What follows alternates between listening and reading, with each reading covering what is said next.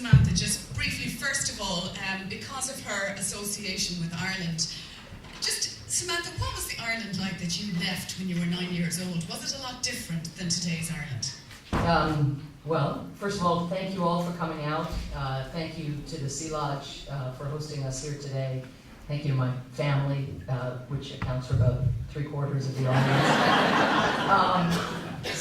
And thank you to you for coming down here and making your first trip to this amazing town. The Ireland was, I was, 8, 9 years old in my last stint here as a full-time resident, so I wasn't an acute social observer, but I think it's fair to say that in 1979, the year we left Ireland to go to America, my mother immigrated, the odds of having an Indian-Irish, LGBT rights advocating gay president or prime minister, those odds were slim. I think I was reading Fintan O'Toole's piece I was telling you the other day, where he said that more people are speaking Polish out of the home now in Ireland than Polish in the home, I should say, than Irish. I mean, it's a very, very different country. A lot of what I saw of Ireland at the UN, though, is of a piece. The strong humanitarian tradition.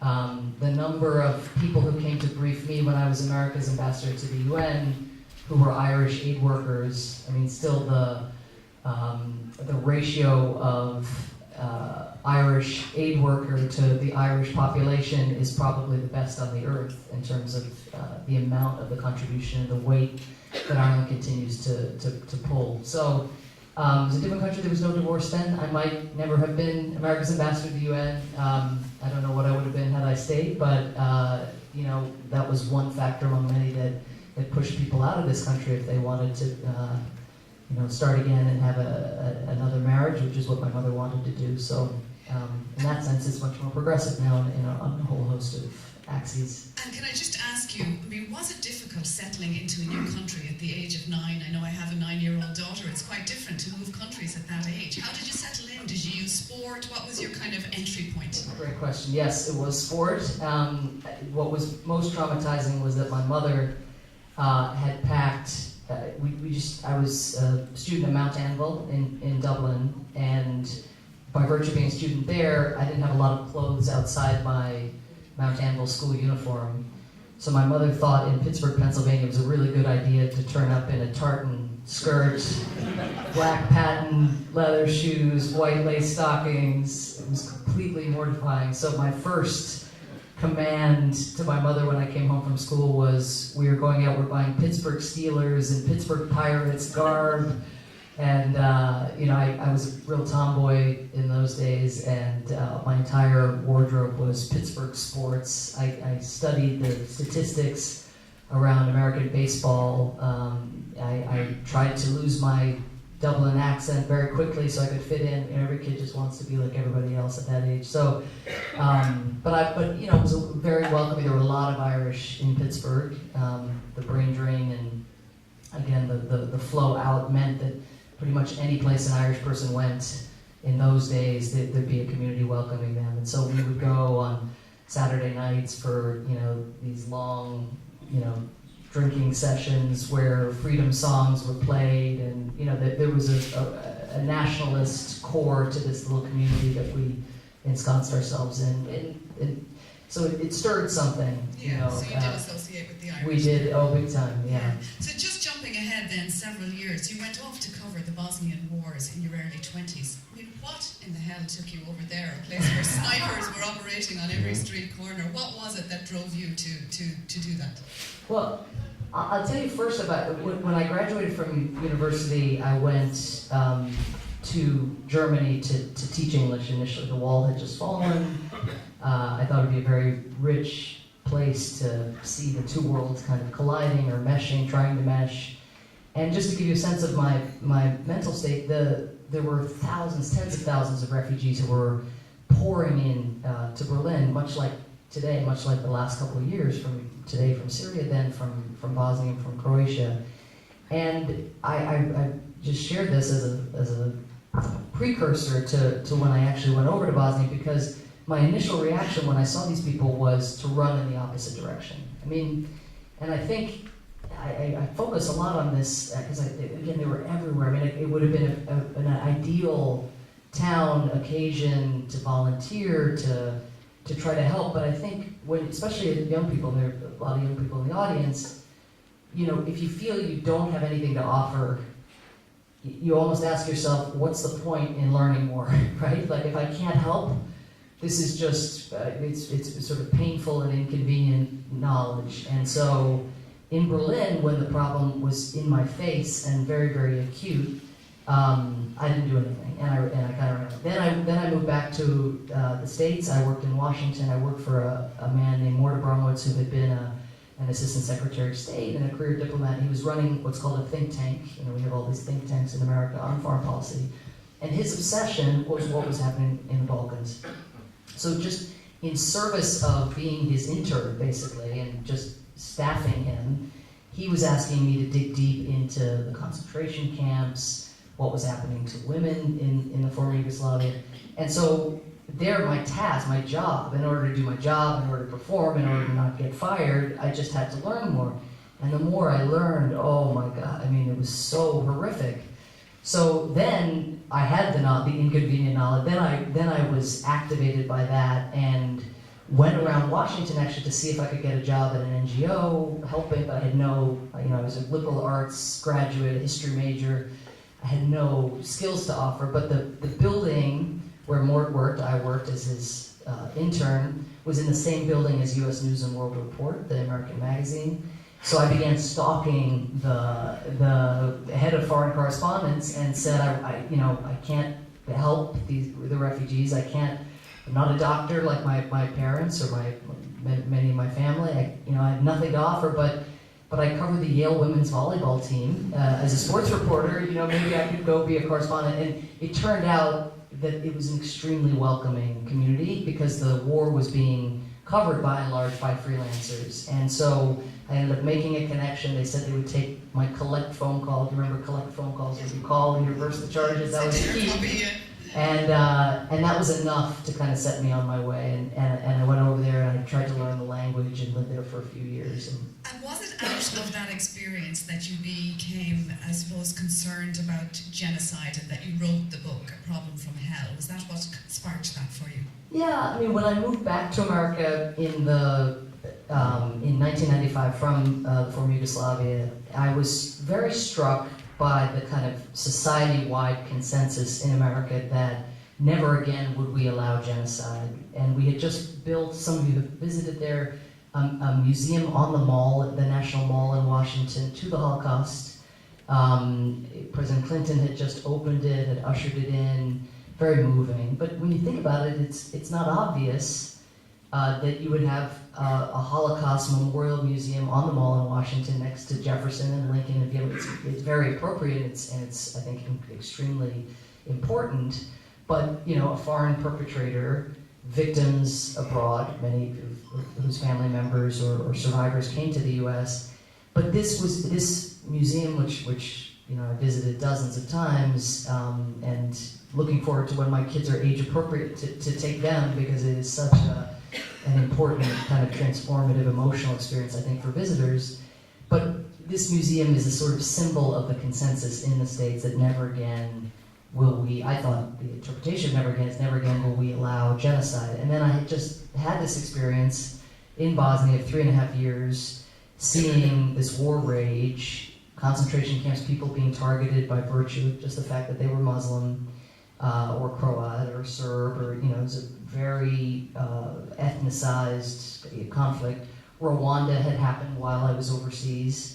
800,000 people killed just because they were Tutsi by a genocide. So I thought, what's up with this? We it's very American in some ways that it's very human, that you live with the cognitive dissonance and you don't sort of notice the tension between them. So that was what I embarked upon, was an effort to understand how it is that we continue to believe that we were a country that stopped genocide when Bosnia, Rwanda, Saddam Hussein's gassing of the Kurds, when all of these crimes continue to be carried out. And I wanted to understand what does an individual in the halls of power think when they're confronted with these gory happenings, and what do they try to get done, and what stops them? Right, and that book was very critical. Now, this is a very Irish thing. This is not a question for you. Wait till you hear this.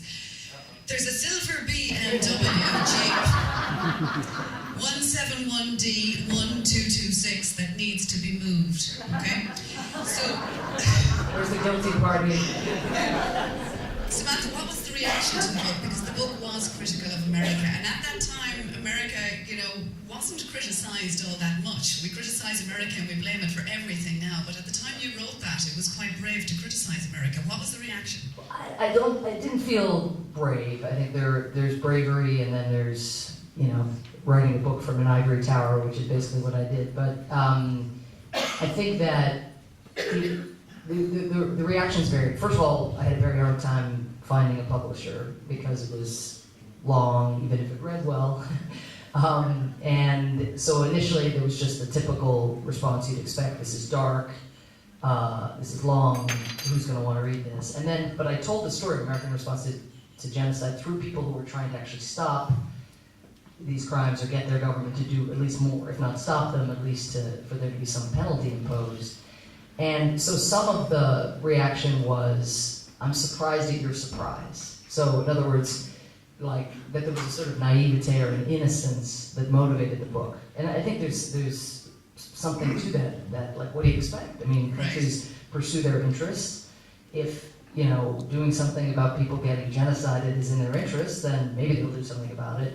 But if backing a government like Saddam Hussein's, which is gassing its people, is deemed to be in our interest because they are a bulwark against Iran, that's what the United States is going to do. So I did get some of that reaction. But the book landed just after President George W. Bush, just after 9/11, and just as he was taking the country to war in Iraq, a war that many people in the United States were very conflicted about. As you know, the Congress supported him, the pundits by and large supported him, and it proved to be a very poorly planned effort and a very counterproductive war. I think it's very safe to say all these years later, we can still see some of the effects. But there were many people who sort of didn't feel fully comfortable criticizing the war because they felt that was almost saying Saddam Hussein should still be in power. Yeah. And they kind of latched onto my book as a way of living in a world of criticism, but a kind of clean world of virtue. Like, how could you not be for doing more about Rwanda?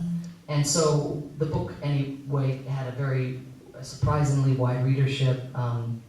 One of the readers was Barack Obama, who was just on the verge of going into the U.S. Senate. He was elected, as you might remember, in 2004, the same year that John Kerry was defeated in what for many of us was a surprise, not as big a surprise as the recent election, but a surprise nonetheless, in the sense that after, you remember, and I'm sure for some who were here very critical of President Bush's foreign policy and Guantanamo and Abu Ghraib and the war itself in Iraq, it was pretty crushing to see George W. Bush get reelected. But Obama was that bright light that happened right along. He introduced Kerry, as you recall, in the Democratic Convention. That was his big breakout speech. So that's how I got latched up with him, is he said, look, there's genocide. I'm very interested in mass atrocities and how we stop them, and they're everywhere in the world, and how we mobilize the UN and other actors to do more. He said, but there's something else in your book, which is the sort of the neglect of human consequences generally. How can we begin to think structurally about U.S. foreign policy and doing a better job of integrating how our decisions affect human life abroad, affect human life as an intrinsic value and something that matters in its own right, but also as something that when your policies and your decisions harm people, that's going to come back to roost as well at a later stage. So both, again, out using his heart, but also using his head and thinking through how do we fix foreign policy. And your relationship developed, and in fact still lasts until this day. You have been credited, I suppose, with influencing his foreign policy to a certain degree. Do you agree with that? And what parts of it do you think you did influence or didn't? He's a very independent-minded fellow.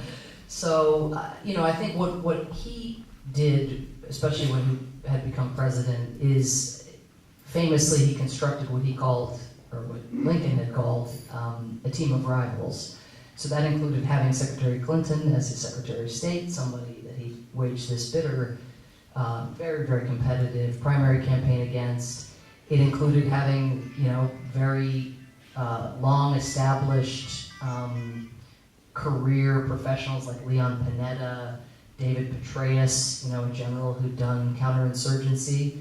And then in his second term, when I was his ambassador to the UN, a kind of human rights cabinet member, which was unusual. And his style of leadership was sort of like how he had taught at the University of Chicago when he was a law professor. In those instances, he was Socratic, and you've seen The Paper Chase, and you call on people and you try to get the orchestra of the class to play, and then you're the professor, and then you sort of bring it home and tell them what they should have learned or what they should have heard. So too, in the Situation Room, he just wanted us to duke it out, and I think he's a person who, unlike the rest of us, frankly, had to see the full field. I mean, when I'm making recommendations about what to do about Syria, for example, the hardest issue we face, or Ebola, I'm very focused on a good day, I have peripheral vision, I'm focused on Syria, Libya, Ebola, Tunisia, China, Russia. So on a good day, I do a decent job looking right and left. He's focusing on healthcare, education, budget, debt ceiling, Libya, Syria. In other words, the constraints. He's focused on Mitch McConnell, Paul Ryan, the constraints and the range of issues that are on his mind at all time, where every decision has to get filtered through that fuller field of vision. Right, and did you advise him on Syria, for instance? I know he's been criticised for allowing the Syrians to cross that red line and have no consequences for it. Did you advise him on that, and what was your advice? I was actually here. I had just gotten into my job in August, the beginning of August 2013, and every parent is going to be able to identify the story that I will tell you. So I arrived. We took the overnight flight from New York. And I'd been in the job 3 weeks. You might say, why are you taking your holiday in Waterville Cary 3 weeks after becoming America's ambassador? Good question. And part of the answer was that Cass, my husband, was speaking at the Chaplin Festival. But the other answer was I had no expectation that I would be able to be confirmed by the U.S. Senate in the time in which I was confirmed. I had written so much, so many things that were critical of U.S. foreign policy. People expected to be a months-long process, and it actually proved relatively surprisingly straightforward. I got through, but getting through, suddenly I had this vacation on the books, 2 small children, a 1-year-old and a 4-year-old.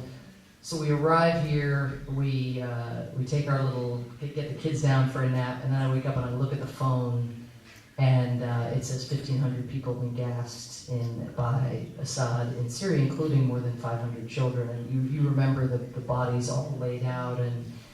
And so the president called an NSC, a meeting of his national security cabinet. I went to my aunt and uncle's house, plugged in my secure communications, all my bodyguards around me, sort of, shrouding me. And this was on the heels also just a few days before of a big massacre in Egypt, you might recall, of some of the Muslim Brotherhood people who were protesting peacefully, and 1,000 of them were killed. It's just horrific. But I have a husband who loves our children very much, but whose idea of the perfect vacation is not to spend the day with a 4-year-old and a 1-year-old.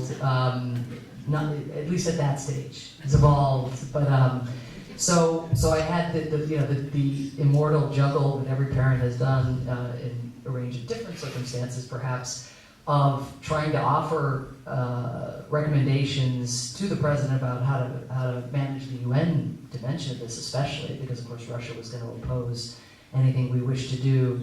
But from the Gibsons, from my little secure bubble in the Gibsons' lower story, So what happened, because it is a very controversial thing, we went forth. The president decided to use force in response to this monstrous attack. We went to the UN. Unsurprisingly, there was no support for using military force.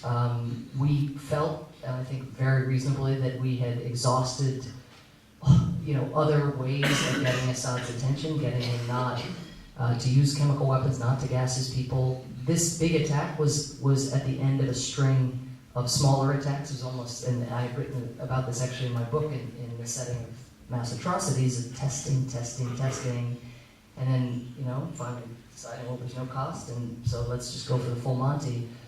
What we encountered when we went out, and I was tasked with trying to bring progressives along to support this, but what we encountered was very little support internationally for using force, very little support among people who just 1 week before had been clamoring for the use of force against Assad. So basically what you saw was, with notable exceptions, but the Republicans just saying, if Obama's for it, that's enough for us to be against it. And this is a healthy thing on one level, a very, very strong anti-war sentiment across the country because of the sense that the Iraq War had been a mistake and had been a disaster. So we went out, announced we were going to do it. David Cameron tried to get the support of his parliament.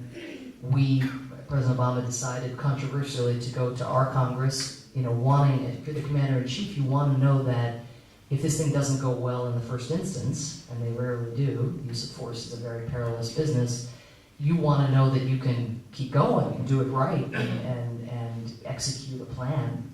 And what an American president can do is wage war for 60 days under his commander-in-chief authority, under his constitutional authority. But if he's to go beyond the 60-day clock, he needs congressional support. So the president decided, a little belatedly, that he was going to go to Congress and get license to be able to do this right and to be able to see it through. And that proved to be extremely challenging. And at just the moment where that vote was likely to come to a head, it never actually happened, which I think is probably good for everyone involved. But at just that moment, Secretary Kerry was asked in a London press conference with Foreign Minister Lavrov, well, is there anything that would make you not use force? And he said, well, they could give up their whole chemical weapons program. And then with that, the foreign minister and President Putin said, okay, let's work on that. Let's see if we can disable the chemical weapons program. So I'd just been in the job. I remember President Obama called me and said, so I was in a diner with my kids who, at that point, I had hardly seen for 2 weeks because this had been just such a crush of work 24/7. And the phone rang, and it was the White House situation switchboard saying, President of the United States is on the phone. And, I've known Obama a while, but that doesn't happen all that often. And so I'm in this diner, and I'm like, shit, okay, pause, hold that thought, hold those scrambled eggs, and I kind of duck out, and he says, Samantha, you're negotiating this resolution to dismantle the chemical weapons program. I need you to just bear a couple things in mind. Don't overshoot the runway in your negotiation. I'm like, okay, sir, yes, okay, don't overshoot the runway. And he said, don't undershoot the runway. And like, in my mind, I'm like, where the fuck is the runway? I've been there for 3 weeks. I barely know where the women's restroom outside the Security Council is. So that was my first big negotiation with my Russian counterpart, and we worked, around the clock intensively. I mean, it was all, for us, we needed to disable this program, to dismantle this program, and we knew what the voting complexion looked like up on Capitol Hill if we had to go forward, and it was, for the President of the United States to ask for authority to use force and to be denied that would have been very damaging to the credibility of the United States, as and I know many believe this whole chapter was as well, but that was what we were looking at.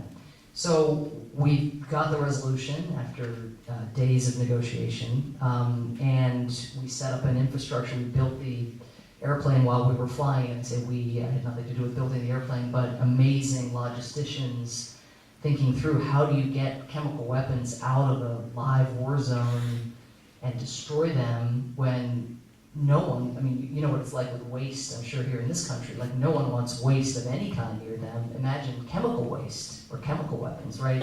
So the we call the NIMBY problem, the not in my backyard problem, was intense, and heroically a number of European countries stepped up to, provide this equipment that through a very complicated technical procedure could do the destruction at sea without apparently causing the pollutants to go into the sea. And then I think it was Albania agreed to be the repository then for the remains. I go through all this, we know that the regime is still using chemical weapons. So you might say, what good did all this do? All I can say is that the regime declared its chemical weapon stockpiles. We destroyed so many metric tons. These are weapons that would likely have found their way into ISIS's hands had we not destroyed them. Was it perfect? No. And did I think it do damage to our ability to threaten and then for everyone to hear that we were going to be able to deliver? Yes. But let's bear in mind that part of that damage is because we also had a Congress that just wouldn't back the commander-in-chief on an issue of national security prerogative that in an almost unprecedented way. I mean, that degree of sort of rebellion against the commander-in-chief by people who had been lobbying for the use of force just days before. So it's not a happy picture. Yeah, and you, on the same issue of Syria, you have said that you have to stand in the room with the enemy or the perceived enemy and look them in the eye and negotiate with them. How is that when you are in the room with Iran or Syria or Russia?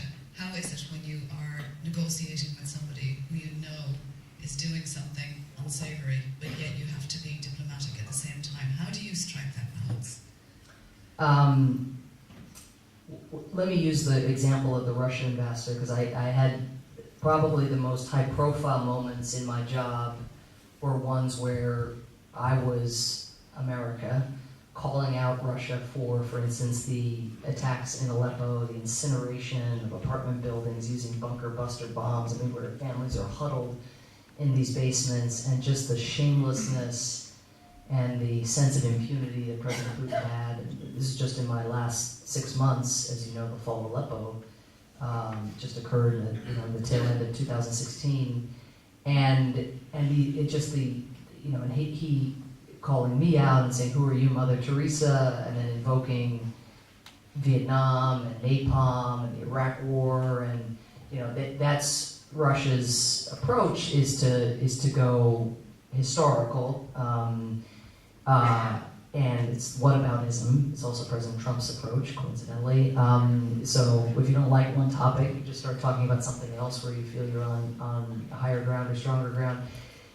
So we have these clashes, and yet the way the Security Council works, the way the international system works, is we can't live in a world where the US and Russia don't cooperate. Two veto-holding permanent members of the Security Council.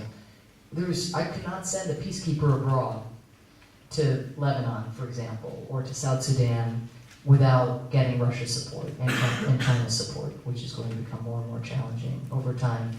And so my relationship with the Russian ambassador was the most complex I think I've ever had with any other individual in the world.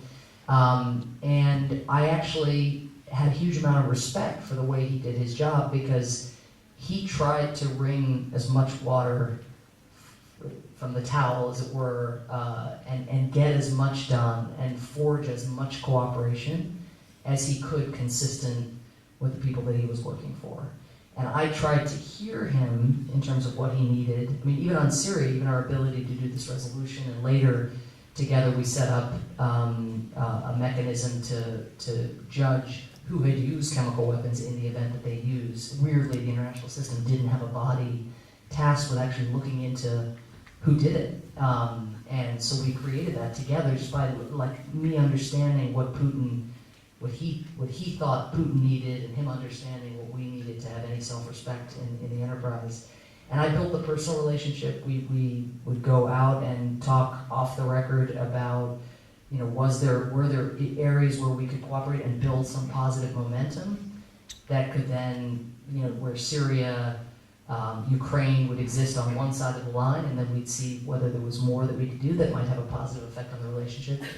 So I think that's indispensable. Syria, the Syrian government, I think, A, I didn't have grounds to work with them, and B, and I didn't have the necessity of working with them, and B, to paraphrase an American writer from a long time ago, every single word that came out of their mouth was a lie, including and the, I think, or and, but, and the. And so there wasn't that same, so it just varies. Well, even with Russia, you did end up having to call them out at the UN. Oh, I just read you that statement that you made that day, I think it was after the bombing of the UN convoy. It says, "Are you truly incapable of shame, Syria, Iran and Russia, 3 members of this council? Is there no act of barbarism, no execution of a child that gets under your skin?" So you did have to call the Russians as well out in public. How did you feel having to do that, and at the same time having to try and negotiate with Mr. Russia behind the scenes? Well, I think my approach and my counterpart's approach was to wait a decent interval, depending on how heated it got. I mean, and at the end, it really, Ukraine was bad enough, right? I mean, invading a sovereign state, lopping off part of the territory, lying and saying you're not there, and then annexing it, proving you're there, obviously. So that was bad enough, and you recall when the plane was shot down by Russian separatists in Ukraine, with the children on the plane and just these people minding their own business, and all of us can imagine just, you're up in the sky and suddenly this thing comes tearing through the clouds. You have nothing to do with this conflict. And the obfuscation, so there'd be periods where we just have to go to our corners, but this gets to my earlier point about trying to keep one's eye on as much of the field as one can. I just, for the sake of people in Burundi and Congo, and again, the Golan Heights or wherever, I didn't have the luxury of kind of taking my marbles and going home. I'm be tempted at times. Yeah, I've seen some video of you actually going to work, I think it is one morning in the UN, and you're walking so fast you can tell that you have about 1 million things that you need to tackle when you go in. I mean, what was the most frustrating part of the job? Was it just so wide with 189 countries all bringing their own little stories and their own little needs to you? How did you decide what to focus on, or was that obvious every morning when you went in? I think that, inevitably, it's like triage, again, in medicine. I mean, the big things are very obvious. My working conception of the job, which is will come across as quite obvious, but was that you need to amass capital.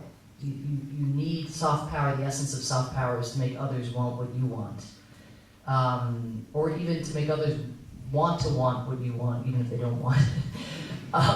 And so one example of something I decided to do soon after arriving in New York, once I got through the Syria crisis and found the runway, was I decided to visit every other ambassador to the UN, every one of the other 192 countries, not in their home country, so it's not even that big a deal, just in New York, just in Manhattan, but on their turf, in their offices.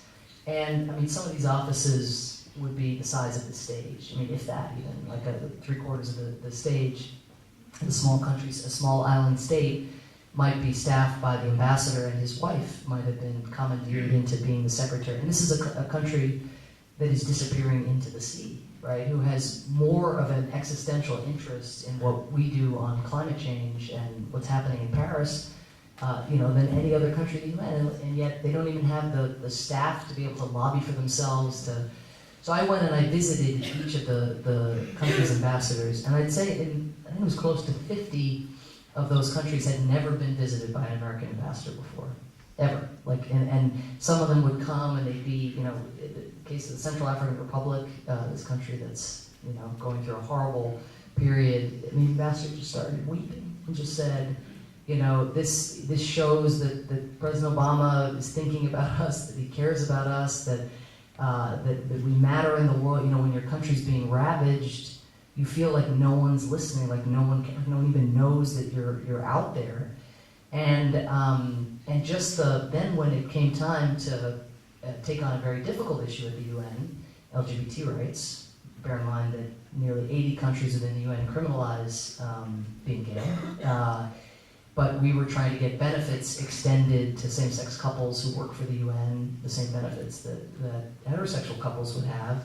And we were trying to get an independent expert, a kind of wonky UN position created that would measure progress or regression on LGBT rights around the world.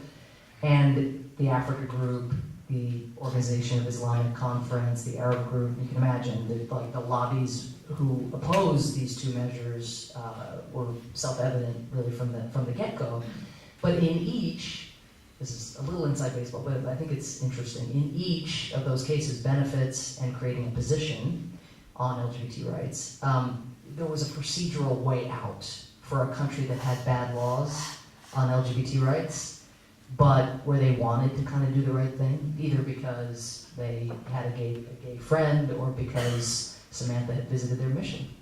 And so what happened is, on votes we should have gotten pummeled on, I think the capital that you build up by just treating a country with respect and going to them without an agenda initially, listening to them. I mean, I'll give you one other example.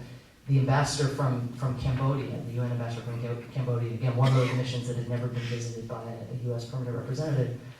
This guy, I was actually dreading showing up because he's so boring. Like the most, I mean, he never said anything that wasn't on like his talking points that Hun Sen had written, and he's just, I just thought, oh my gosh, this was a good idea. When did I think this was a good idea to go visit? Because I am striding around and like dealing with Russia and ISIL and I go in there and it's just the same old, and he's just reading me his talking points, and I just think it's such a waste of time. Why am I gotta get back? I'm Egypt, this, that.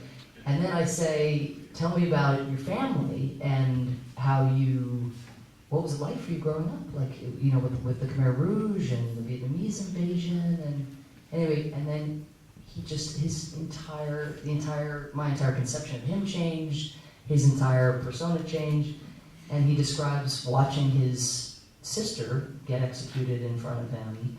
He describes the starvation of two of his siblings.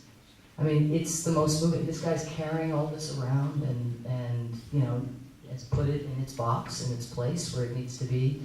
And he just said, as we walked out, he said, I've never talked about any of this stuff before, but when I went to him on my LGBT vote, I wasn't going to get him to vote with me, but to get him to stay away and not vote against me, to just happen to be busy at that time. And so that's just the approach of investing in relationships and in seeing the dignity of individuals, which is not always what America does That was something that you tried to do in the UN, was to bring the human story before the assembly. Does that come from being a mother? You became a mother to two children during this time. Is that something that came from that, or is that just... I think it's a couple of things. I probably more, if anything, probably being a journalist, always wanting to find that story, but also just getting to the UN. And, it's really hard to make Ebola, which is ravaging at that time,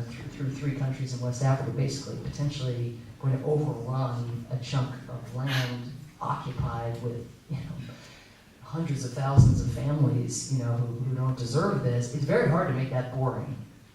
But the UN, will come and read the statistics, and so for Ebola, we happen to be what's called president of the Security Council. It's just a rotating, every 15 months you get to be president, and at the height of the Ebola epidemic, we were president, and I said, we're going to have a Security Council session on Ebola, and people said, no, you can't have, health belongs elsewhere, it belongs in the General Assembly, the Security Council's for war and peace.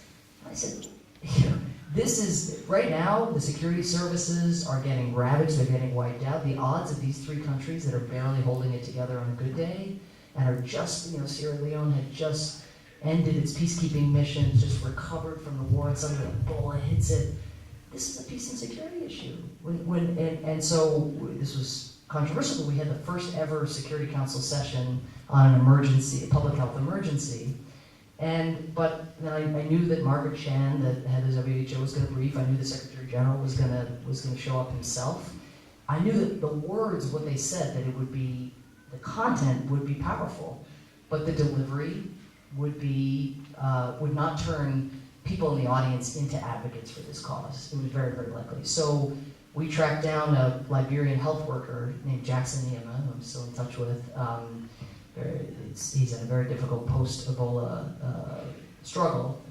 But we tracked down Jackson and we beamed him into the Security Council, put him up on the big screen, and he described what had just happened. Literally just described a day in the life. And he said, a man just came carrying his daughter to the gates of this clinic I work, Doctors Without Borders Clinic. I had to tell the man, we have no beds, we cannot take you. For infection control reasons, you can't take more people than you have proper facilities for. The man laid his daughter on the floor in front of the clinic, got back in his car, and Mrs. Jackson, telling all of you, the Security Council, but also all the ambassadors of the UN who had gathered for this emergency meeting, he said, I knew not only was the girl, of course she was on death's door, she was going to die, but the father was going to go back and infect, he'd been carrying the girl.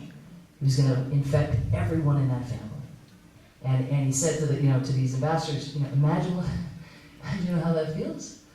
And so for the first time you could just feel, I was fortunate because I was both in President Obama's cabinet and I was his UN ambassador. So when I had something I wanted to advocate for, I could do it at the highest levels of my government.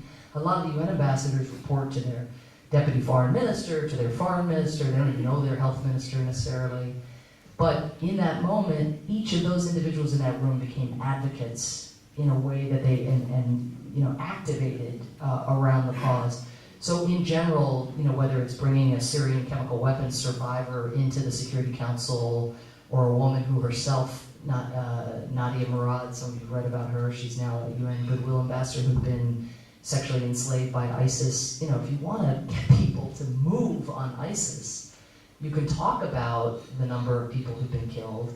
Certainly people are exposed to the brutality in other ways, but to hear a young woman in her early 20s describe, I think it was 5 of her 6 brothers getting executed and then spending months in ISIS captivity, having been auctioned, I mean, there's no substitute for that. So again, I can't point to you, here's how this translated into this different, but I firmly believe that people are people, and we all know what moves us. Why do we think somehow when you enter a behemoth and big institution like the UN that that motivation and incentives are going to change, so radically? Yeah, and going back, I suppose, over many years, when we'd have heard of a UN Security Council condemning something or passing a resolution, a lot of us kind of go, dismiss it as being ineffective. Having been there and having worked through it for those years, do you see that it could be easily reformed in any way, or what kind of reform might help?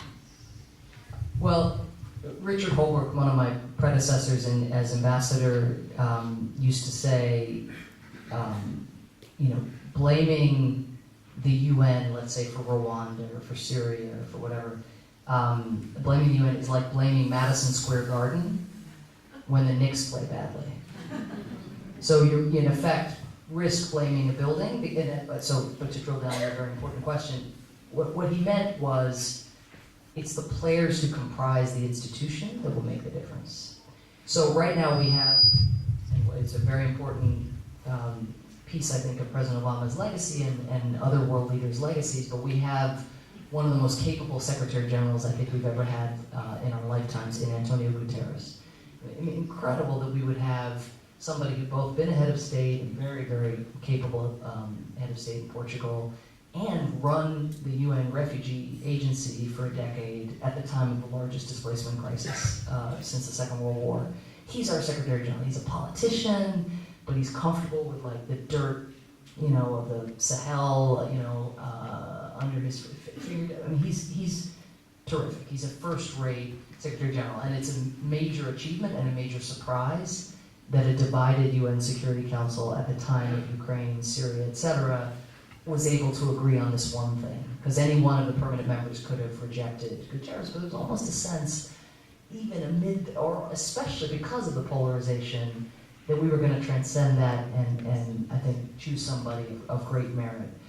So I mention him because he is the UN, and he's not the building. I mean, he is an agent into himself. He has a voice, he has a pulpit, but he can't write a single check to a single cause without getting UN member states to agree to write that check. He can tweet, right? And yeah, I mean, again, like, you know, no knocking tweet, but and his platform. Look, at a time of Donald Trump, and given the sort of state weakness around the world, the displacement crisis and terrorism and extremism, you know, his voice is very important. I don't want to undersell it, but he can't send a troop, and he can't write a check.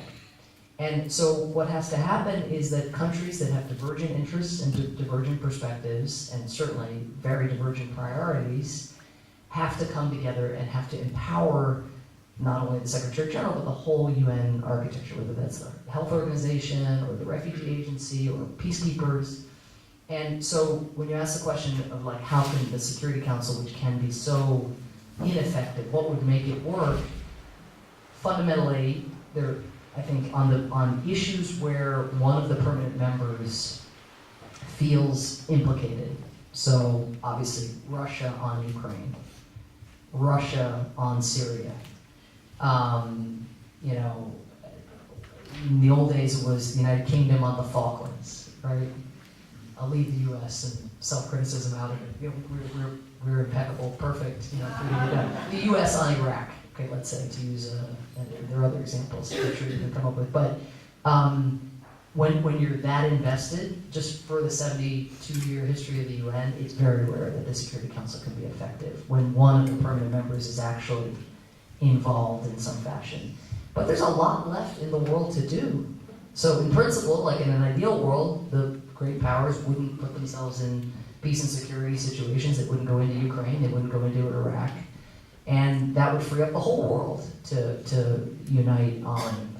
But what started happening at the tail end of my time here, and I worry really continues for all kinds of reasons, is the non-cooperation on Syria and Ukraine between the United States and Russia began to bleed into issues that you knew that President Putin didn't care about as such, like Burundi. Like suddenly we're fighting about Burundi?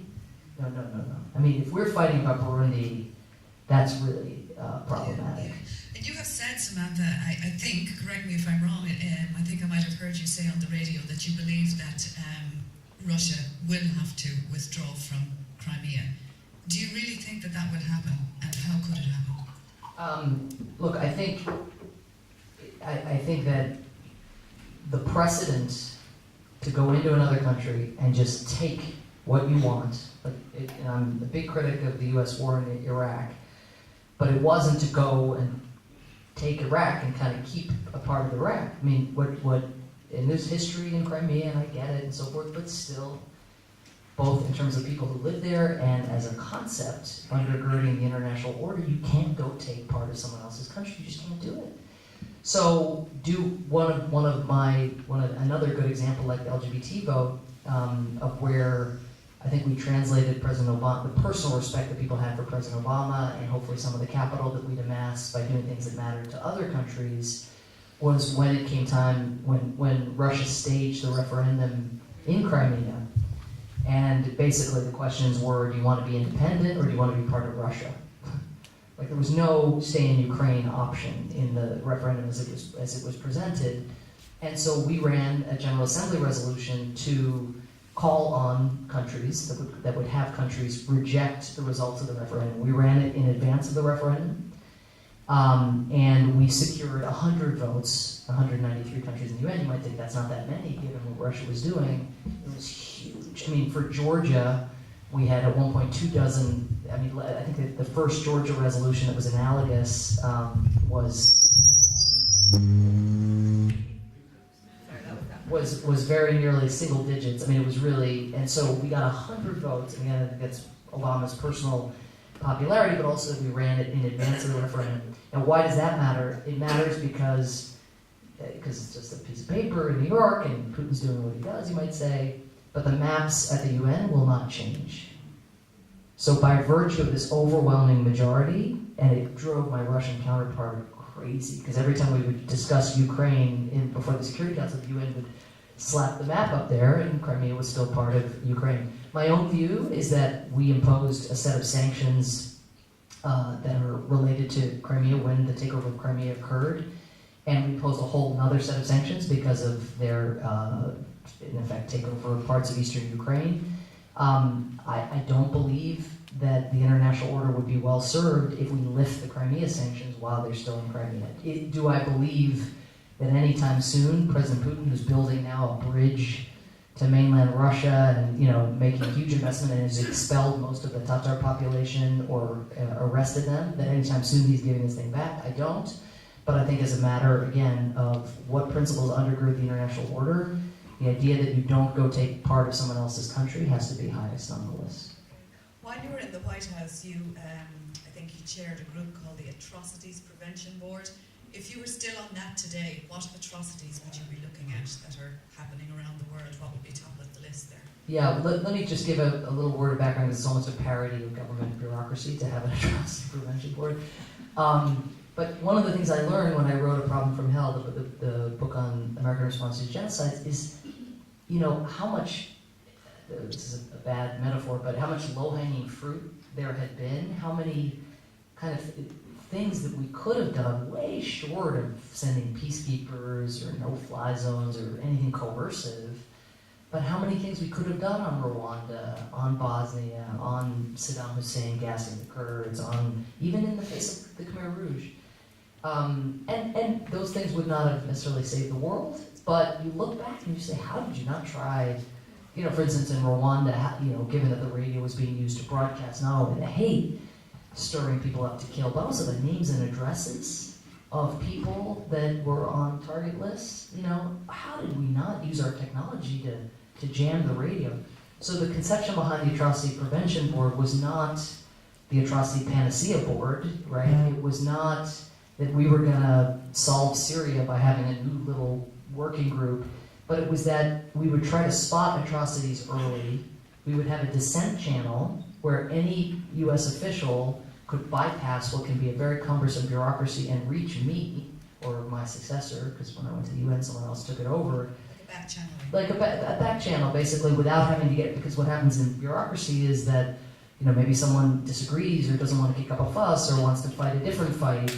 It means that information about what's happening in a place can get buried. And then you end up reading about it in the press rather than from your own diplomats in the field. And so this would allow an ambassador or someone working in his or her embassy to just write directly to the White House. That's a big deal. So we created a dissent channel. But the idea was that, whether it's the Rohingya in Burma or the Central African Republic, places that were just off the beaten path, not unlike Syria, which is discussed by the President's National Security Team basically 3 or 4 times a week, if not every day, that wouldn't necessarily get that high level of attention. So that's what we did, and it meant that we would be able to get modest resources expended, for instance, to support Kofi Annan's commission in Rakhine to deal with the Rohingya. It meant that we, as a government, were able much quicker than we otherwise would have done to support sending peacekeepers to the Central African Republic, because we had this mechanism to elevate sooner issues that would have possibly been considered sort of obscure or a little more removed from the center of the action. In terms of today, I think one of the great outrages of our time is what's happening in South Sudan. And it's one of the great tragedies, because that was something that, they're the most recent addition to the UN Community of Nations. They're the last member state, the 193rd member state. The independence for them to free themselves of Sudan, which had been bombing them for years, 20-year civil war, millions of people killed in that conflict. The elation they experienced upon achieving independence. This was in 2012. And now here we are, 5 short years later, and they're tearing each other to bits. And it partly it's like the Auden poem, those do evil are done do evil in return. But partly it is just the utter absence of a state. And you go to South Sudan now, and people are nostalgic for living under the government of Sudan that bombarded them for all of those years. Such is the corruption and the mendacity of the individuals who run the country. And so that would be highest on the list. I think it's the killing, which started as kind of, for territory where the oil was and power and all that, has now become ethnic, and Uganda is now the largest refugee hosting country in Africa because people are just pouring across the border. Okay, so we could go all around and the Syria world. every minute, Yeah, every we day. could go all around the world and find places. Now, one area that I suppose Irish people tend to be concerned about, we hear it about a lot here, is the Middle East crisis and the Israel-Palestinian situation. Now that President Trump is in charge, and he's sending his son-in-law, Jared Kushner, to be the peace envoy there, how do you think that is going to go, given that he has not committed himself to a two-state solution over there? What do you see happening? I shouldn't be relied upon for predictions, since I did not predict that President Trump could ever become president of the United States, but I don't see how this works. I mean, you can't, it's hard enough, needless to say, to negotiate something that intractable. And Secretary Kerry, my big brother, who I worked with hand in glove for 4 years, invested body and soul in that, trying to pull the parties along. And I mean, again, A for effort, but no enduring results. Right. So President Trump's ultimate deal is going to be a while coming. Yeah. I mean, but if you go in and you're seen. You've committed to, at one point anyway, to moving the embassy in a way that puts a thumb on the scale in terms of the terms of a final settlement. You're not embracing a two-state solution, which is the whole ethic and essence of what peace talks are meant to achieve. For certainly one of the parties involved in those peace talks, I would not place money. If I were going to Patty Powers this week, I would not. It's a very, very, very sad situation. And can I just ask you, what has the arrival of the Trump era done to American diplomacy? How has it affected it? Well,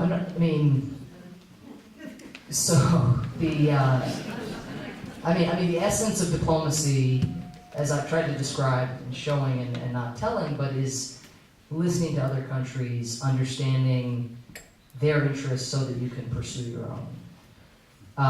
And try to optimize. The essence of diplomacy in the 21st century is to recognize that your interests are tied up with the interests of other countries. That most of the problems that matter for the American people, or the same would be true for Ireland, that matter for people in this country, are problems that even if you wanted to, even if you had unlimited resources in the United States and you were just prepared to open the US Treasury and focus on nothing but ISIS, you can't do it alone. The money is moving across borders. The terrorists are coming from, more than 100 countries within the UN. People have left as foreign fighters and landed in Syria or Iraq or whatever to get training.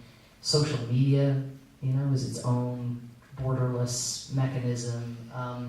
So you need to invest in relationships, and relationships, as I've tried to show in the context of the UN, are the essence of multilateral cooperation, multilateral solutions. So, moreover, you need, General Mattis, our defense secretary, famously said, if you cut foreign aid, make sure you allocate more money in my budget because I'm going to need more bullets. Right? I mean, he's been, me and other people in the Pentagon, and I experienced this for 8 years. I mean, the Pentagon was at the cutting edge of arguing for more diplomacy, more humanitarian assistance, more development assistance, more demining, more counter-messaging, right? Which is not about how big your aircraft carrier is. It's somehow figuring out how to operate in, or who operates in this borderless social media space where so many people are getting radicalized. So there's a set of tools in the toolbox that are essential to our shared security. And those tools are getting almost no attention. And the investment in the relationships that are going to be necessary to tackle a problem that crosses borders like ISIS or like climate change, of course, those that not only are the investments not being made, but it's almost a kind of contempt for the idea that one should invest in those relationships. And so our president has kinder words for President Putin than he does for Chancellor Merkel. who is, increasingly the leader of the free world. Are the relationships... But I'm sure there are a lot of dissenting views in the audience here. Yeah. Preaching to the choir, I'm afraid. At the same time, Samantha, the relationships that you would have built up over the years in the UN and in diplomacy in general, are they managing to hang in there? Are the other systems kind of, as you say, kicking in to sort of protect against the ill effects of Trump's tweets and decisions? Yeah. I think there's so much to that question. First, within the United States, some good news, and you know it because you're tracking it, avidly here, and everyone in the world is tracking it avidly. But the checks and balances have kicked in up to a point within the U.S., and that's very, very important. So Congress, even though it's controlled by the Republican Party, is standing up to President Trump in a number of key ways. So we have 4 famines going on around the world, unprecedented, I think, in my lifetime. And the Trump budget that was sent to Congress slashed humanitarian funding. Slashed. We're the #1 donor for food assistance and have been for generations. Trump wants no part of being at the vanguard of helping deal with these famines. Well, Lindsey Graham played at Waterville's golf course not long ago. Lindsey Graham received Trump's budget and just said, "This is dead on arrival. This is not tenable. We've got to continue to lead in our financing of development assistance, of humanitarian assistance, of famine aid, of all else." Now, a negotiation still has to happen, but it's a surreal thing where usually, the White House, at least in our experience, you're trying to pull money out of the Congress. In this case, Congress is trying to foist upon a begrudging White House a set of budgetary decisions that would allow the commander-in-chief to be in a stronger position to lead the world. So that's one example. Ukraine sanctions, which Trump didn't want much to do with. Of course, the initiative for them came out of the Congress. You've seen more and more specific members of Congress, like Bob Corker, you might have read about him. He's the chair of the Senate Foreign Relations Committee, sort of taking up the mantle of actually being a diplomat and being out there because our Secretary of State has been so recessive. The courts on the Muslim ban / refugee ban have made some inroads. Initially they blocked it altogether, the executive order, which was just an emblem of discrimination, but also has material effects for people who are in the queue. Imagine if you had your plane ticket already and you were coming to the United States having been living in a refugee camp or living under siege in Syria for years, and suddenly someone comes along and just with typos in an executive order, like it's so poorly processed and so poorly thought through that it's not even stylistically correct. That's how your future gets taken away from you. So the courts came in and they've kicked in, but there's going to be a limit, to what these checks. In other words, there's a certain amount of authority intrinsic in being president of the United States that is not going to get taken away by these checks and balances. Your question, though, was about the international stage. I think the EU. I think this is a moment at just the time the EU is sorting out its own challenges, but it's an extremely important time for democratic leadership to occur. And unfortunately, we're seeing, with the United States pulling back from any leadership on human rights, we're seeing the EU, at times at least, getting more and more watered down in terms of its convictions. Meaning everything that gets said by the EU is by definition a lowest common denominator effort. And you're seeing, for instance, we used to run these pro forma statements at the Human Rights Council on China, on the human rights situation in China, at the time of the biggest crackdown of our lifetime in China. And Greece, said, no, we don't want to be a part of that. You're going to see more and more people, more and more countries freelancing and wanting to do deals and entering into a more transactional, mercantilist frame of mind, I fear, in this period. And you can see China asserting itself more and more on the global stage. So the question of, I said this on the radio the other day here, but when you have small children, you want time to slow down and you want them to stay frozen and just be that age forever. And so I'm totally conflicted because I want my children to be frozen in time and I want Trump to be 3.5 years older tomorrow. That gets to my next question, Samantha, because, as somebody somebody, I worked in the States and I lived there for 13 years, and I'd say 5 times a day, every day, I'm asked, how long will Donald Trump last? Do you have any insight into that for us? You're setting me up perfectly for the talk at 2 o'clock, right? That Professor Cass Sunstein is giving on impeachment. Well, let me say, I don't know how Cass is going to handle the range of questions along those lines, but the impeachment procedure is one that the House of Representatives controls. In other words, it requires a majority in the House for impeachment to occur. Then there is the 25th Amendment, which is about mental incapacity, and that's something that was, invoked in the time of strokes, for presidents. I mean, it's been invoked, and it's an important constitutional tool because the founders, it's really amazing how many scenarios they thought through. But as a practical matter, the Republicans are in control of the House and in control of the Senate. So the putting impeachment and the 25th Amendment, everything to one side, I think in general, if you want to gauge Trump's sort of sustainment power, the key figures to look at are, frankly, not so much the overall approval rating, but the approval rating among Republicans.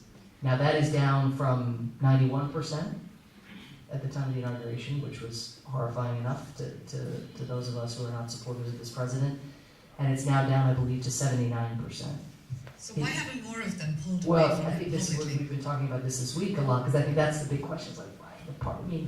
You may not have loved George W. Bush when he was president, but just in terms of decency and, like the basic norms around racism and equality, and how is it that a party that supported those norms, and the party of Lincoln, is rallying around the flag in this way? I think a couple issues. First, it's very important that there be an alternative pole, an alternative, leadership. Now, whether that's Democratic leadership or forceful leadership of the Republican Party of a different kind. This is what Jeff Flake has now come out with his book, trying to offer that kind of, like, we can be a different kind of party. We can be that, an actual conservative party, but that respects the rights of our fellow man and would do unto others as we have done unto us. And so people are starting to sprout up in that vein. But I think the most important thing and the hardest aspect of this for us to understand is what it means to watch Fox News every day, and what you are actually seeing when you watch Fox News. If I watch Fox News, if my children watch Fox News, I would see, I would come in with, hire my old bodyguards from my last job, and had my dog sniffing under every table, so sure that a terrorist would have come and would be part of this. I would see discrimination against my race, against my children everywhere. A sense that the only people getting a leg up are LGBT people and Hispanics, and I would see the language of the horde coming across the border that was also very effective in the Brexit, the pro-Brexit salesmanship. Is it as simple as just Fox News, though? People did vote for him in large numbers to get him across the line. No, is it what they're listening to, or is it that the country is just so divided? Well, those are they're tied up together. In other words, what I'm trying to convey is I'm not letting anybody off the hook. Yeah. All of us have to be held responsible for the views that we hold, but it is an alternative factual universe such that Trump, it is kind of mind-blowing. When Trump gave his press conference and basically said there are good people on all sides in Charlottesville, so good people among the neo-Nazis and good people among, with good values. So he said it, right? Like, all you have to do is watch his press conference and unfiltered, uncut, and it's just him. Like, you don't need mainstream media or anybody cutting and splicing, and yet afterwards, because he faced such criticism, he came out and said it's fake news. I never said it. And then if you watch Fox News, the clips that they use are him condemning violence.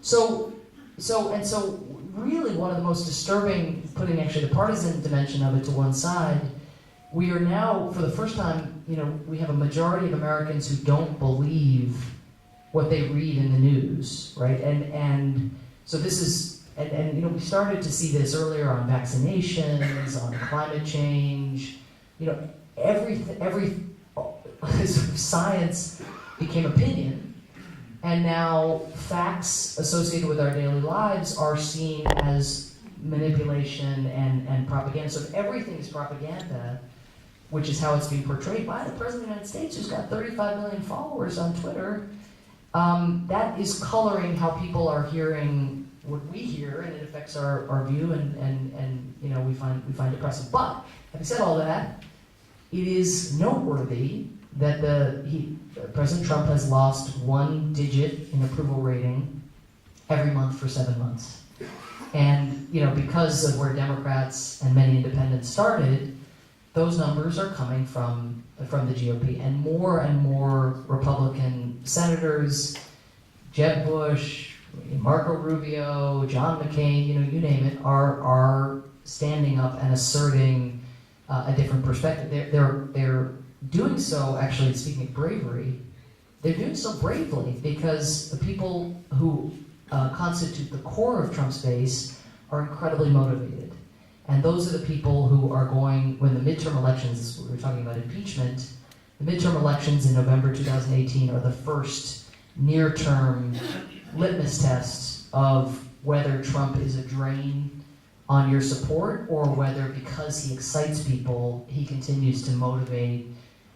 Hate is a motivator. Fear is a motivator.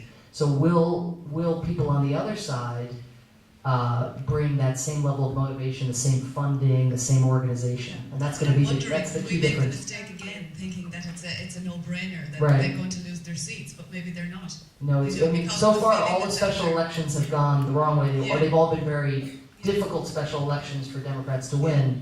But it's going to be a very challenging. And I'll say one other thing, because I know it's depressing to talk about Trump, but one of the most heartening things, I talk about the checks and balances, is how many young people and people who never thought about getting into politics are throwing their hat in the ring, particularly young women, but not just young women. My friend, who was the Assistant Secretary for Human Rights in the State Department, worked at Human Rights Watch for years, just emailed me yesterday and said, subject in the email, "I'm running." I mean, if you had told me that my friend, that he'd be going back to his home state and making himself vulnerable, because it's getting into the the mess of what politics are, raising money, doing all that. Dan Baer was our ambassador to the OSCE, is running in Denver. A Deputy Assistant Secretary friend of mine from the Defense Department, a woman, is running in Virginia. And you're just seeing people just saying, partly this is the good effect of Trump, right? He didn't get elected. Donald Trump didn't get elected. He opens the aperture for who can be a politician. And maybe in the end, that's the way that the culture will change. The other thing to look to is the Supreme Court has very, very important voting suppression decisions before it and gerrymandering decisions. Because part of what has happened now is that there are very few what are called purple districts in the U.S. So they're either dark red, meaning Republican, or dark blue, Democrat. They're basically safe districts. And when you're purple district, namely when a House seat could go one way or the other, then the spirit of compromise, you need to appeal to the center in your district. But if you're deep red, you're looking to appeal to the people who are going to get you reelected.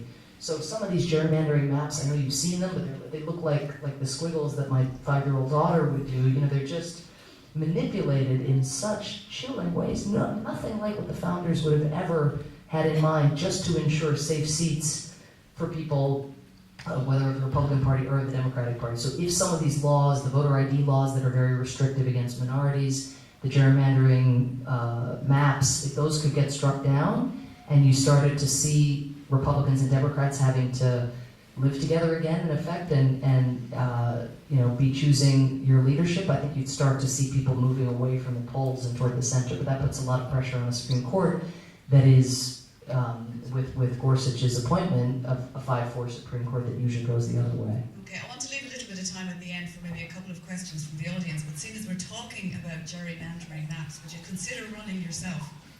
I would consider, yeah, I would. I would have to find the right time.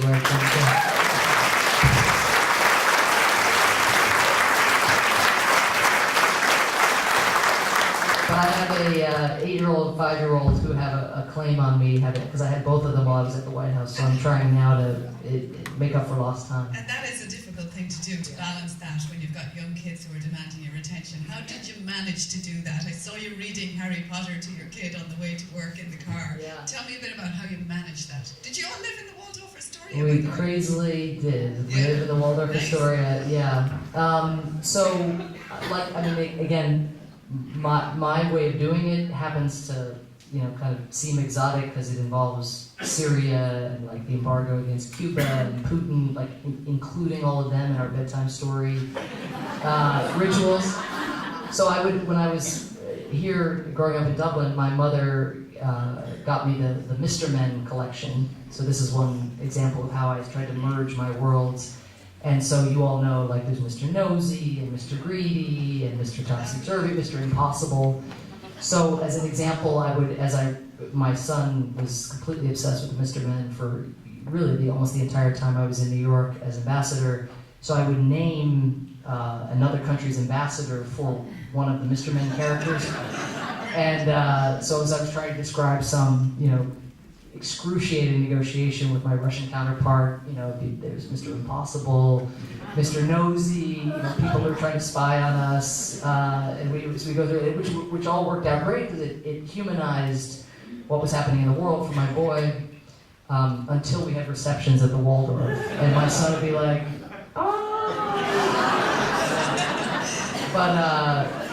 But Russia was the prevailing. That was my son's biggest complaint. I won't ask you which Mr. Men that one was, but anyway. Yeah, I think he was the impossible one. Can I just ask you, before I take a few questions, what is your biggest fear at the moment in terms of anything you choose to pick? You talked about South Sudan. What would be your biggest fear at the moment? I'll give you two answers real quick. The first is that pretty much every crisis, other than the storm that is now landing on the U.S. mainland, but virtually every crisis that President Trump has been a part of in the last 7 months have been entirely self-inflicted and man-made crises. So, like every citizen of the world, I'm concerned about a real crisis, a real test, particularly in terms of foreign policy or a terrorist threat or a terrorist attack, I should say, on U.S. soil, and the degree. What would be done in the wake of that, I think, is terrifying. And then the second answer I give is a little more structural, and I give the example. And I was talking to somebody here about this yesterday, but of when President Trump went to speak to the Boy Scouts, and he's impressionable, and I have a young boy, and young boys are lots of things at once. They are, and had President Obama come to the Boy Scouts and said, you got to look out for your neighbor, do unto others as have done unto you, teamwork, solidarity, these kids would, oh yeah. In other words, there's so much in the Boy Scout culture and in every young person that you can tap, and in terms of summoning their better angels. What Trump did, of course, was go someplace much, much darker, much more political, but also a sense of threat and doom and fear and woo, because, again, young boys, all of us, have both things in us, but especially when you're at an impressionable age. So I think the concern, we will get rid of President Trump at some point. Hopefully we will develop more checks and balances on President Trump between now and then. And as his approval rating goes down, he becomes a weaker and weaker force in our society. but the damage to norms, to basic norms, decency, how you treat your neighbor, the unsayable things that are now said, the unthinkable things that are now thought and then said or then done, you worry about norm recovery. I mean, I do anyway. Okay, and just as the corollary to that, your biggest hope? My biggest hope, I think, would lie in the activation that this surprise, this national surprise. I think there was a complacency that grew up when President Obama won the first time around. College campuses were on fire with enthusiasm for him, for the agenda, to get reelected against two formidable candidates, John McCain, Mitt Romney. Again, a tremendous mobilization, organization. If everyone who had voted in the last election for Barack Obama, his second election, had just voted in this election, Trump would have been handily defeated. So something in having a leader, again, none of us are perfect, but who led in the way that President Obama did, and in affirming that side of America that we could elect an African-American president for the first time, that we would choose somebody of his sobriety and judgment. I think people they were like, they got this, even though there's all kinds of anti-elite animus and anti-institutional animus that has just been growing, still a sense of like, well, the country that can elect Barack Obama, how far off the rails can it really go? And this is what now people are asking, how in the same country that elected Barack Obama twice then elect Trump? And I don't, only the answers I've given. It's not an easy question to answer. But I think that now what is just a widespread view is there's nobody here but us chickens. Like we gotta get going. And my favorite testament to this is I don't know if I can do it justice, but at the Women's March, marches all the time now and this and that, but back in January, the Women's March, right around the time of the inauguration, there were all these very memorable signs. I'm sure a lot of them got picked up here.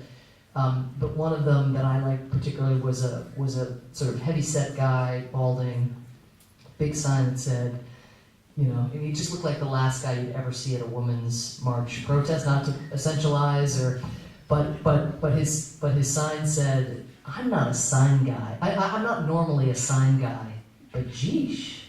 And I think like everyone, it's impossible because the form of leadership that Trump is exercising is touching on such basic issues of human decency and lying and truth-telling and how you treat women and again, things we never thought would be up for relitigation. I think the level of activation that is stirring on campuses and with people running for office and feeling that, whether at the national level or in their city council, I think that's where the hope lies. Indeed, and even with kids, we notice this as well. They're so engaged in the whole Trump issue. Now, are there many people here who have questions? I just want to take a sample. Put up your hand now if you have a question.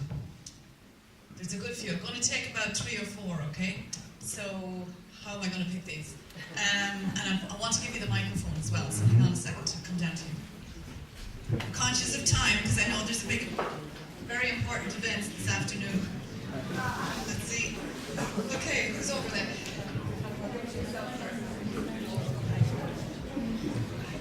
Welcome home, first of all. I wonder, having worked as an ambassador to the United Nations, do you see in the future what the United Nations will become? And I'm talking maybe 20, 30 years' time. Do you see it still existing? Do you see what used to be called the United States of Europe in the 60s? Do you see that still existing? Politically and or ephemerally? Thank you. Thank you. I think I certainly see the UN existing in the sense that if it didn't exist, and I can contemplate things I never could contemplate before, like Trump deciding to exit the UN or something kind of wildly self-destructive and self-defeating like that. So I can contemplate bigger blows than we ever thought. imaginable.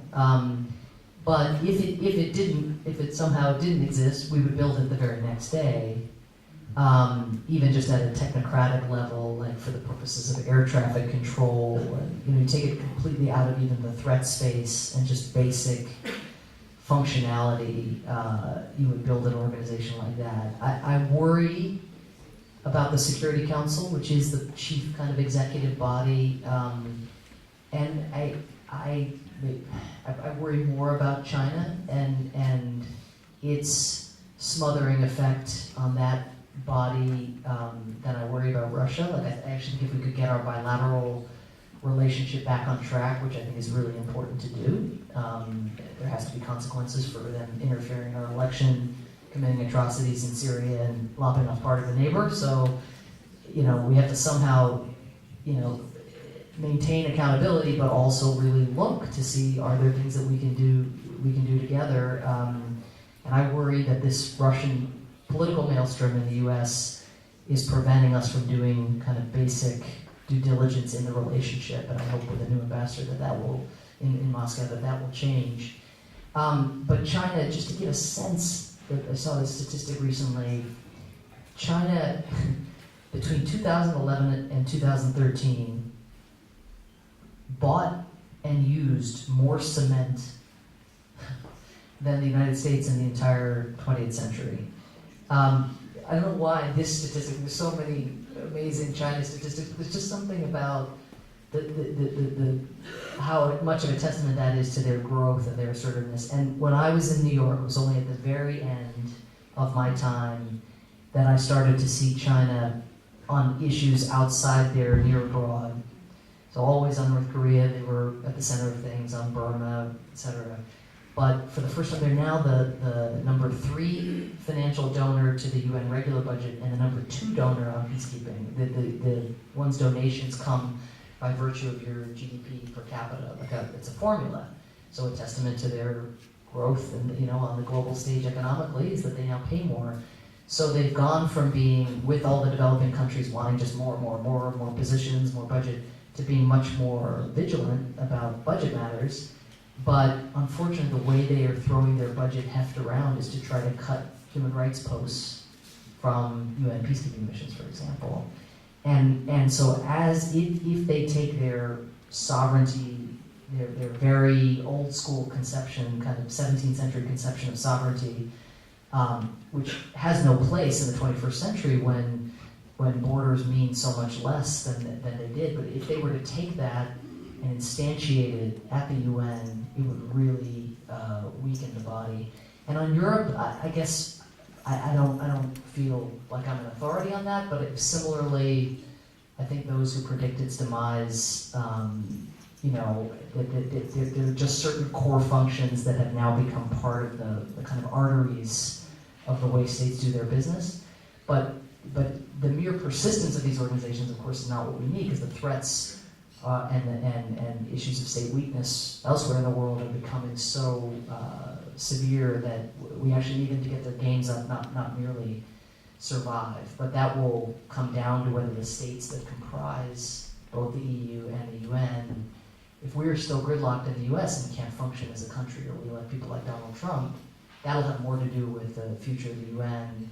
If China, again, decides to impose its vision on the world, that's a Chinese decision that will have more impact on the UN than anything structural to the organization itself. Okay, a question from this side of the house, please. You're the first hand I saw over here, so I'll pass it in here. Hello, Samantha. Just 2 quick questions there. Start off with a light one. I know you're Waterville, County Kerry, but who do you think will win the football this afternoon?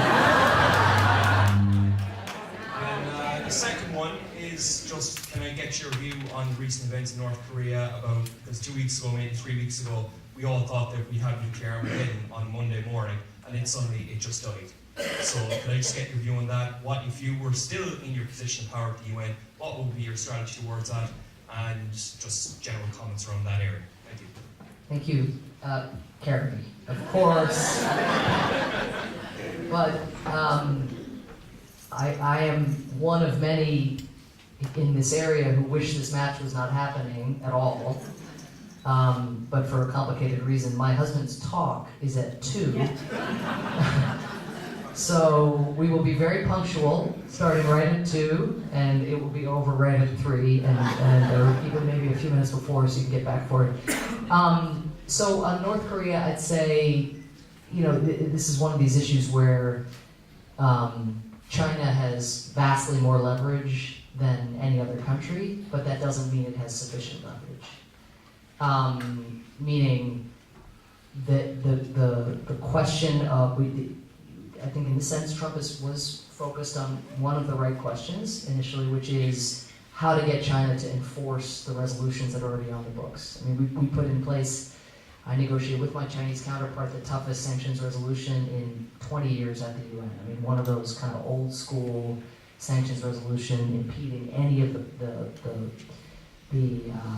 flow of minerals and natural resources that they were using in order, they were diverting money from those programs or from those imports into their nuclear weapons program.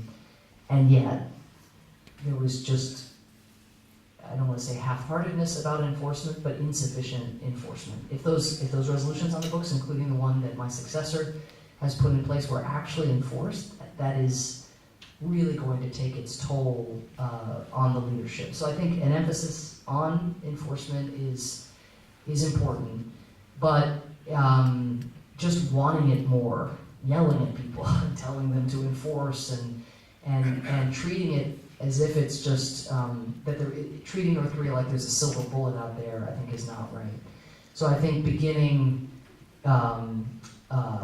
back-channel talks of some kind is essential. Some of that has gone on over the years, but doing so in a very different way than President Trump is doing. Right now, President Trump is tweeting his objective or his latest thought, and then his entire government is doing massive cleanup with our allies in the region, with the Republic of Korea and with Japan. The only way to manage this problem is if we stay in lockstep with Japan and the Republic of Korea, which is really challenging because each of them have different perspectives, and the leadership in Korea has just changed hands and is bringing a very different approach than the people that I worked with in my time.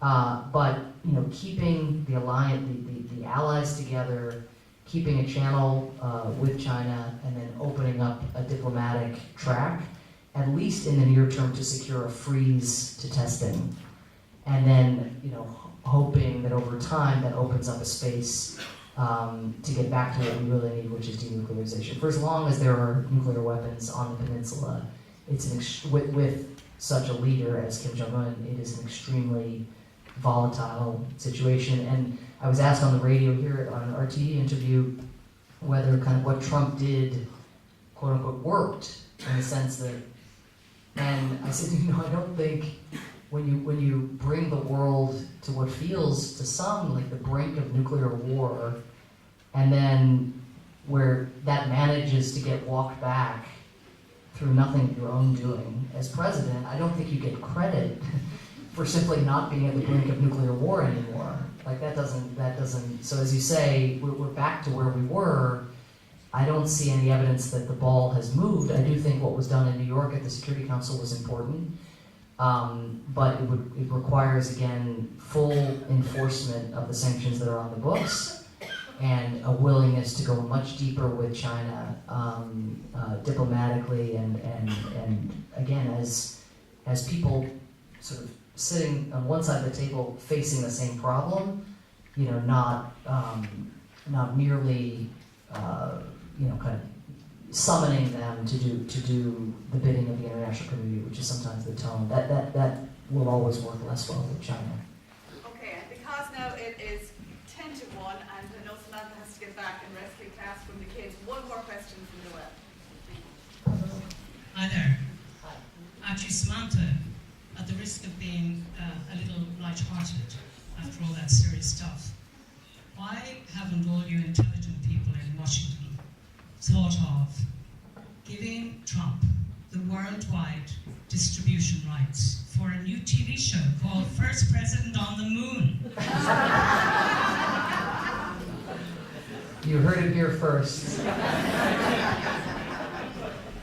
Thank you. thanks to Noelle also for everything she's done for Kilrilly and for helping with Ann and everybody get this Chaplin Festival on. Thank you all.